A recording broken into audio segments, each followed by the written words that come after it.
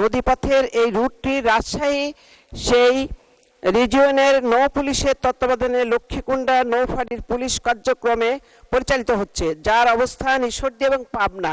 কিন্তু আমাদের ভেড়ামারা এবং এই তালবাড়িয়া বা দৌলতপুরে নৌ পুলিশের থানা না থাকার কারণে এখানে দিন দিন এই পুলিশের যে অবৈধ দৌরাত্ম্য বেড়ে যাচ্ছে সন্ত্রাসীদের, এতে করে প্রতিদিনই সেখানে গোলাগুলি বা মাননীয় সদস্য, জি আপনি প্রশ্ন করবেন পানি সম্পদ মন্ত্রীকে। জি, পানি সম্পদ, প্রাণী, মৎস্য এবং পানি সম্পদ মন্ত্রীর প্রশ্ন। পানি সম্পদ মাননীয় মন্ত্রীকে।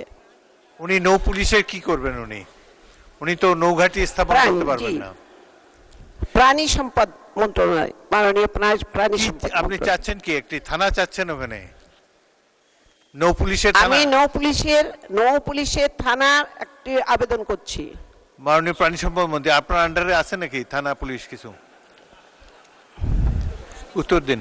না, এটা মুরগি নিয়ে আসি আমি, পুলিশ তো আমার সাথে নাই, তারপরেও ওই এলাকায় যদি মাননীয় স্পিকার আমার এই রিজার্ভের মাস্টার যদি কেউ ধরে, ওই উসুল্লায় যদি রিকোয়েস্ট করে স্বরাষ্ট্রমন্ত্রী রিকোয়েস্ট করতে পারি কিছু পুলিশ পাঠানোর জন্য। ধন্যবাদ। এছাড়া আবার কিছু করার নাই। ধন্যবাদ। স্বরাষ্ট্রমন্ত্রীকে বলবেন।